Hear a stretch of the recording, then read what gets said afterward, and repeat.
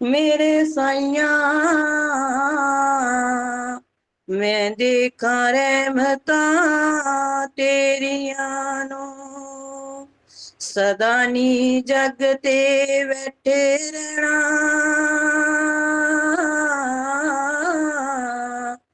जिंदगी चार दिहाड़े चंगे कर्म कमाले बंदिया छड़ कर्म कमाने माड़े जिन्ने सा मिले ने तेनू ना रोली पंग दे पाने करना कुछ किनारा है अंत मौत सूली ते चाड़े अंत मौत सूली ते चाड़े समंतरमा रविदास वचनमा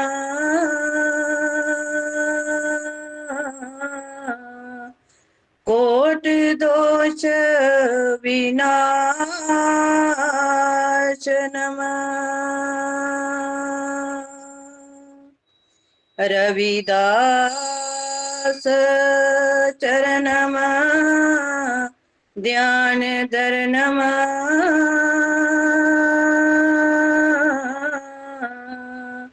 कुल सुमोदार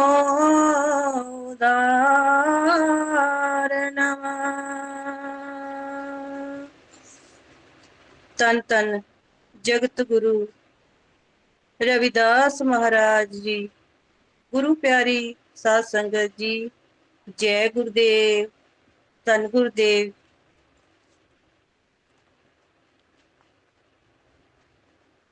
साध संगत जी आवाज आ रही है?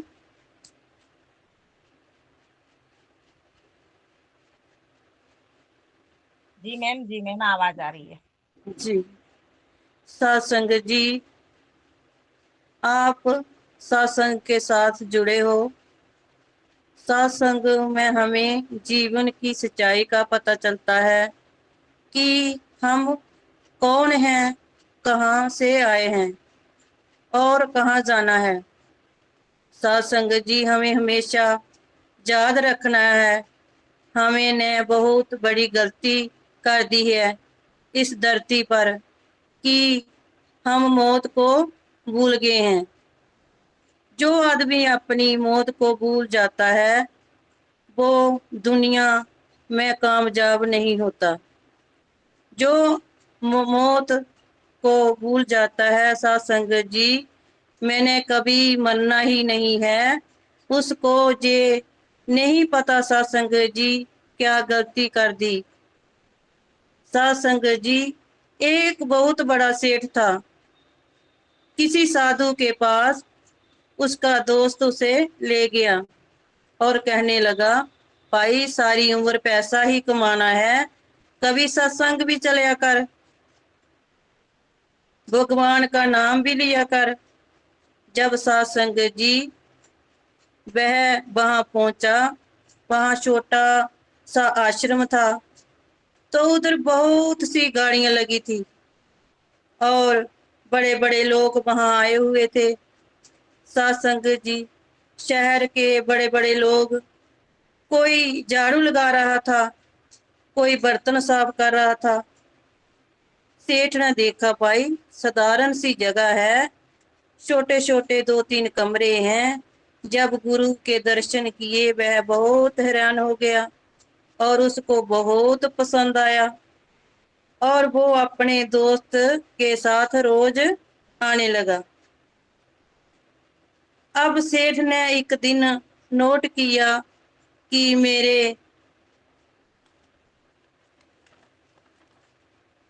मेरे पास इतने पैसे हैं, नौकर चाकर हैं, गाड़ी है, सब कुछ है, पर मेरे चेहरे पर इतना नूर नहीं है, मैं इतना खुश नहीं रहता। मेरे चेहरे पर नूर नहीं है जितने इस साधु के ऊपर है। भाई ये राज क्या है? मेरे पास खाने पीने की कोई कमी नहीं है, महल जैसा मकान है, पर ये जो साधु है इसके पास तो एक ढंग का कमरा भी नहीं है। पहनने के लिए साधारण से कपड़े पहन रखे हैं और पैसा भी नहीं है सत्संग जी। और जो आ रहा है उसको सत्संग के साथ जोड़ रहा है और कोई लालच भी नहीं है। चलो आज पूछते हैं गुरु जी। मैं कई दिनों से देख रहा हूँ बहुत सारे लोग आते हैं और आपकी सेवा करते हैं और आपको गाली भी निकालते हैं, आपकी निंदा भी करते हैं। गुरुजी आपको अच्छा भी कह रहे हैं, आपको बुरा भी कह रहे हैं। जिसने आपको आप जिसने आपके साथ लड़ाई की, झगड़ा किया, आप उनके उनकी अरदास कर रहे हैं, दुआ कर रहे हैं कि उनके लिए आप के लिए सेवा करते हैं। आप उनको भी दुआएं दी। गुरुजी आप कोई फर्क ही नहीं पड़ता, आपको इतनी गाली निकाल के आपको कोई फर्क ही नहीं पड़ा। गुरुजी आप हमेशा हंसते रहते हैं, कभी परेशान नहीं होते, कभी आपके मन में बुरा ख्याल नहीं आता।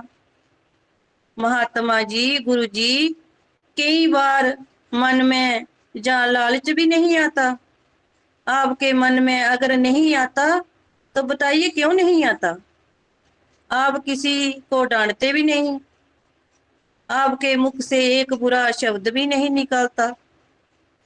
कोई प्रशंसा करे आपकी, कोई फर्क नहीं पड़ता, कोई बड़ा बुरा कहे तो कोई फर्क नहीं पड़ता। गुरुजी ये कारण क्या है? सत्संग जी, साधु ने पता क्या कहा? बेटा तू ध्यान से सुन, तेरे चेहरे पे कुछ नजर आ रहा है। गुरुजी क्या नजर आ रहा है? बेटा तेरे पास एक हफ्ते का टाइम बचा है, एक हफ्ते के बाद तेरी मौत हो जानी है। सत्संग जी वो सब कुछ भूल गया कि मैं क्या पूछ रहा था। उसे भी पता है भाई गुरु पूरा है, भाई इसके पास इतने लोग आते हैं, भाई सच बोल रहा है। और जिसको पता लग जाए भाई मेरी एक दिन में मौत हो जानी है तो उसकी तो दुनिया ही उजड़ जाएगी। सब कुछ भूल गया और पूछने सब कुछ भूल गया क्या पूछने आया था, सारे सवाल भूल गया। गुरु से पूछ रहा है, गुरु जी अब मैं क्या करूं? गुरु जी कहने लगे, बेटा कुछ नहीं करना बेटा, भगवान का नाम जपया कर, अच्छे कर्म करया कर, सुबह शाम संगत में आया कर, आकर सेवा करया कर, लंगर में सेवा करया कर, किसी गरीब के काम आएगी। अगर पैसा है तो शरीर से सेवा करया कर, मालिक का नाम जपया कर। सत्संग जी जब सेठ घर पर गया, जैसे ही घर पर गया, आज सेठ ने घर वाली से कोई लड़ाई झगड़ा नहीं किया, मौत याद आ गई। भाई चले जाना है, बैराग आ गया।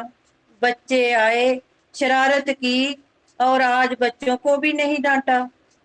अगले दिन सेठ तैयार होकर सत्संग जी सुबह सत्संगत में आया, माथा टेका और फिर काम पर चला गया। फैक्ट्री के वर्कर और सेठ ने किसी को भी नहीं डांटा और सारे हैरान हो गए, भाई आज सेठ ने किसी को भी नहीं डांटा, क्या हो गया है? सत्संग जी सेठ उंगलियों पे दिन गिन रहा था। भाई एक दिन कम हो गया है, 2 दिन कम हो गए हैं, 3 दिन कम हो गए हैं। जैसे जैसे दिन घट रहे हैं अब सेठ 2 नंबर का काम भी नहीं कर रहा है। अब सत्संग जी सेठ लालच भी नहीं कर रहा है, घर वाले हैरान, रिश्तेदार हैरान, फैक्ट्री वाले हैरान, भाई सेठ को क्या हो गया है, ये तो हमारे बहू में बहुत डांटता था, ना इनको गुस्सा आ रहा है। सत्संग जी, बिल्कुल जिंदगी बदल गई, कोई लालच नहीं रहा मन में। क्या सोच रहा था भाई, मर तो जाना है, किसके साथ क्यों लड़ाई झगड़ा करना। गुरु के वचन याद आ गए, गरीबों की सेवा याद आ गई, जरूरत की जरूरत याद आई, घर वाली से कोई लड़ाई झगड़ा नहीं, पैसे का दान दान शुरू कर दिया, बच्चों से प्यार कर रहा है, कोई बुरा कहे उसको भी दुआएं दे रहा है, जो अच्छा कहे उसको भी दुआएं दे रहा है। आखिर दिन आ गया सत्संग जी। सत्संग जी, सेठ ने सोचा, भाई गुरु के पास चलते हैं, आखिरी वक्त किसी को बताया नहीं। भाई मेरे गुरु के वचन क्या हैं, अपने गुरु के पास चला गया। सत्संग जी सारा दिन लगा रहा सेवा करने, मन में विराग आ गया, भी बहुत सिमरन में भी बहुत ध्यान लगा, क्योंकि आखिरी दिन था। आखिरी दिन अपने गुरु के पास बिताया। कोई भजन गा रहा था तो उसे बहुत सुंदर लग रहे थे, माली का सिमरन आज बहुत सुंदर लग रहा था, इसलिए भाई आज मेरा आखिरी दिन है। सत्संग जी, शाम हुई, गुरु के पास बैठा, बातें करता करता सो गया। सत्संग जी सुबह उठा, जैसे ही सत्संग जी जाग आई तो 7 दिनों से घर में सोया ही नहीं था। घर में देखता पाई अगला दिन चढ़ गया है और गुरु जी को कहने लगा, गुरु जी आए तो 7 दिन हो गया था, आपने बोला था 7 दिनों में आपकी मृत्यु हो जाएगी, आए तो 8वां दिन आ गया है। गुरु जी ने कहा, गुरु जी ने कैसे हो गया जी, आपने झूठ बोला। गुरु कभी झूठ नहीं बोलते। नहीं बेटा, आपने मेरे से एक सवाल पूछा था कि आपके चेहरे पर हमेशा मुस्कुराहट कैसे रहती है, आपको कभी गुस्सा नहीं आता, आपको कभी लालच नहीं आता, आपको कभी वासना नहीं आती। बेटा मैंने तेरे सवालों का जवाब दिया। तू अपनी मौत 7 दिन देख, 7 दिनों ने तुझे क्या याद रहा, सिर्फ मौत। एक दिन तेरा घटता जा रहा है, रोज तू याद करता रहा। बेटा तूने बेईमानी का पैसा तुझे बेईमानी का पैसा अच्छा नहीं लग रहा था। भाई जब साथ नहीं लेके जाना, साथ साथ नहीं लेके जाना सत्संग जी, दिन तो म, 7 दिन का मेहमान हूँ, क्या 2 नंबर का पैसा कमाना। ना बीबी से लड़ाई झगड़ा किया, ना नौकर से लड़ाई की, ना किसी के लिए पाई, किस लिए पाई, कुछ दिन का मेहमान हूँ, क्योंकि किसी का दिल तोड़ के जाना। सत्संग जी, जिंदगी का रहस्य जे महाराज जी कहते हैं, पहला मरण भूल जाने की षड आस, साध संगत जिसको मौत जात होती है, वो कभी गलत काम नहीं करता, वो नशे में अपनी जिंदगी बर्बाद नहीं करता। उसे पता है भाई हम परमानेंट नहीं हैं, वो बेईमानियों के महल खड़े नहीं करेगा।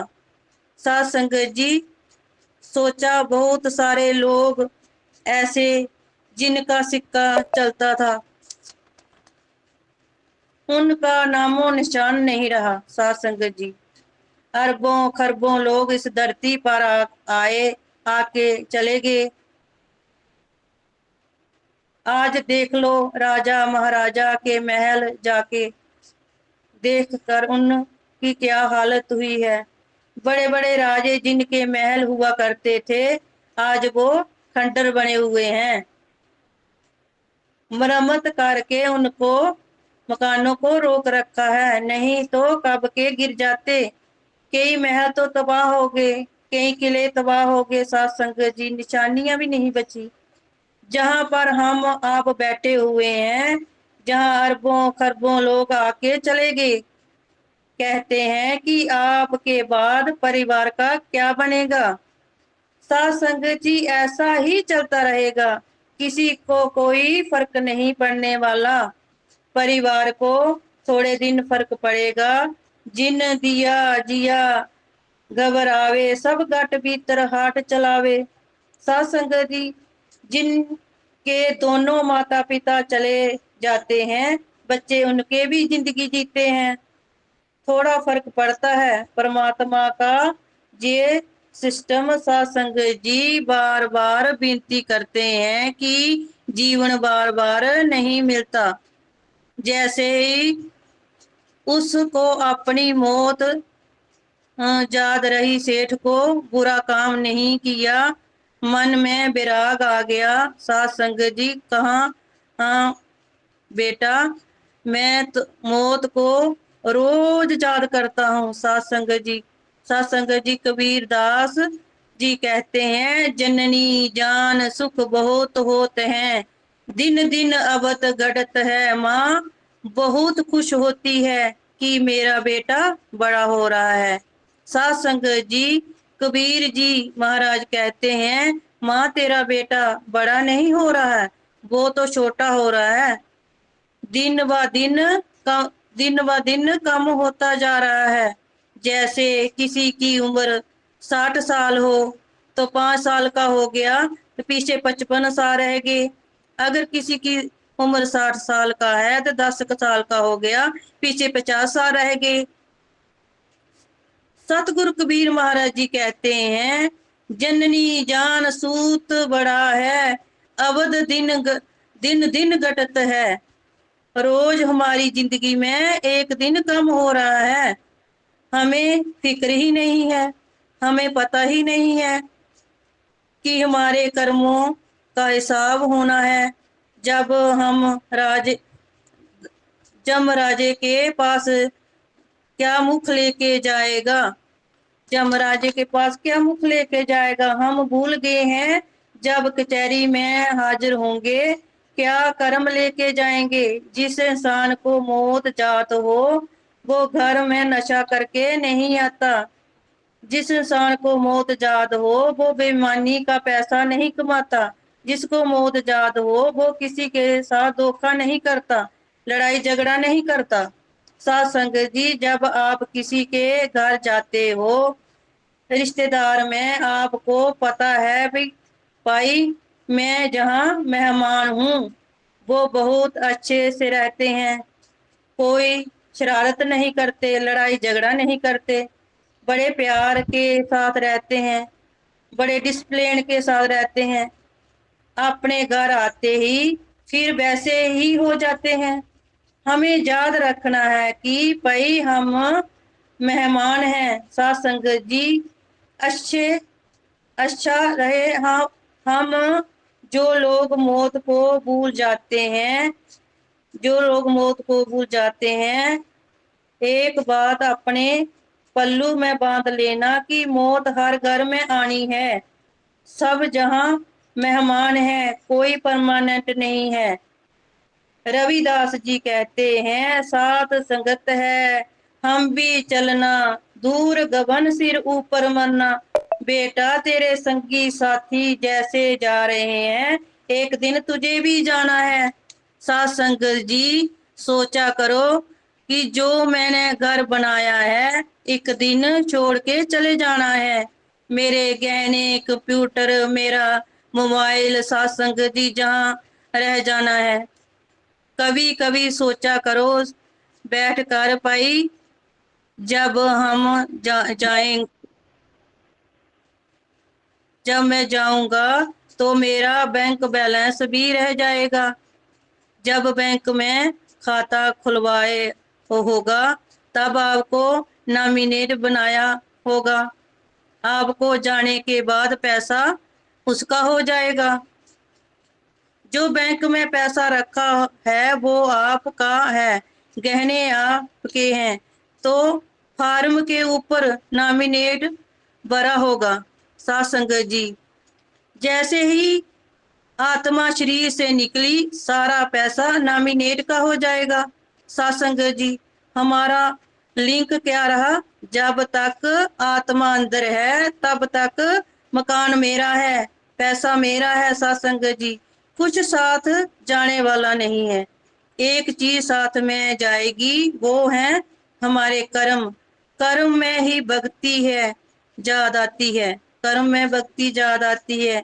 वहां पूछा जाएगा, बेटा इतना सुंदर शरीर लेके भेजा आपको, पता है ये शरीर को देवी देवता भी तरसते हैं, ये शरीर हमको मिल जाए। गुरु सेवा भगत कमाई, ताए मानस देही पाई। इस देही को सिमरे देव, इस देही को सिमरे देव, इसके अंदर मालिक बैठा है, वो बार बार नहीं मिलता। मानस जन्म दुर्लभ है, होए ना बारो बार।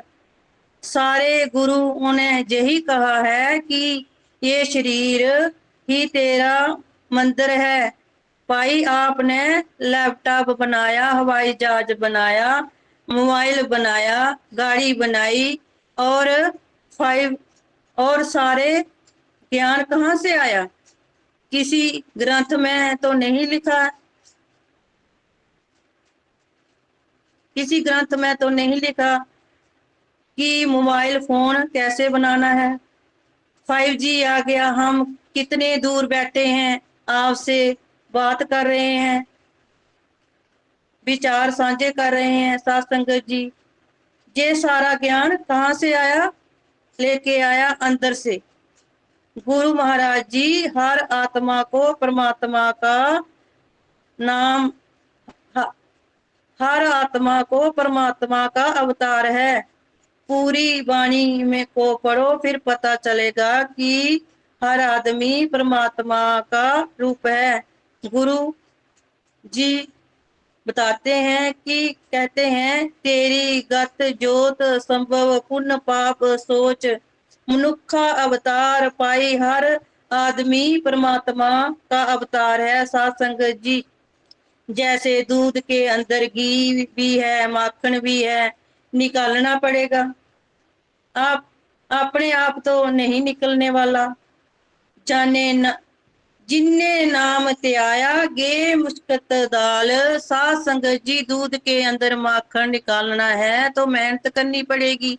जो बच्चे पढ़ाई करते हैं वो डॉक्टर इंजीनियर बनते हैं, साइंटिस्ट बनते हैं। अगर आपने ज्ञान पाना है तो गुरु वाले बनो, नाम के शब्द के साथ जुड़ो। यही वाणी कहाँ से आई है? अंदर से तो आई है।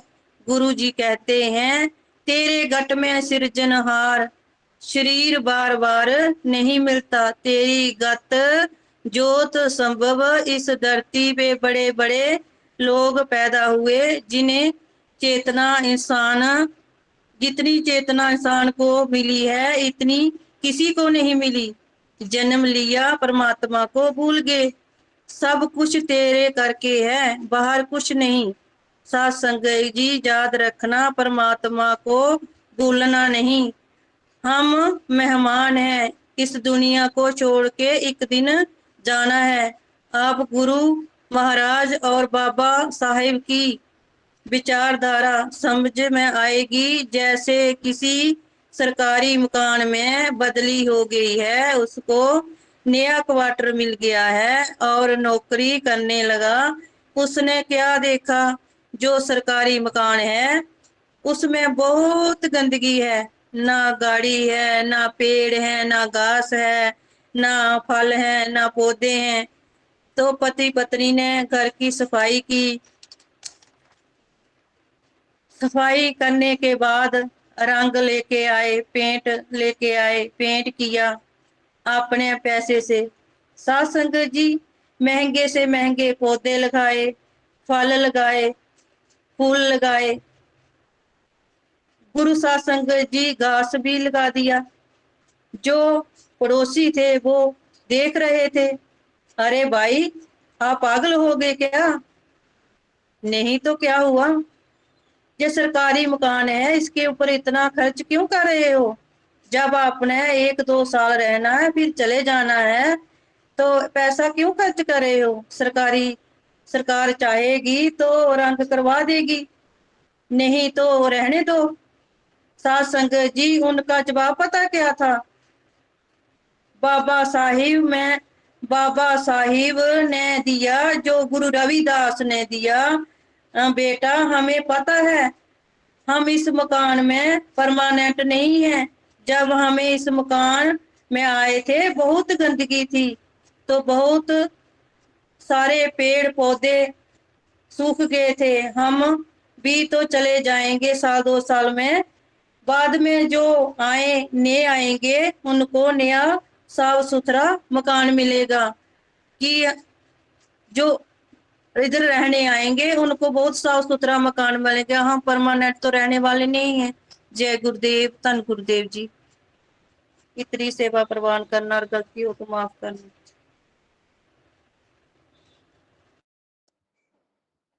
जो बोले सो निरभय। जगत गुरु रविदास जी महाराज की जय। गुरु प्यारी साध संगत जी, जय गुरुदेव, धन गुरुदेव जी। बहुत ही सुंदर सत्संग प्रवचन हमारे सत्कार योग संतोष मैम पूज्य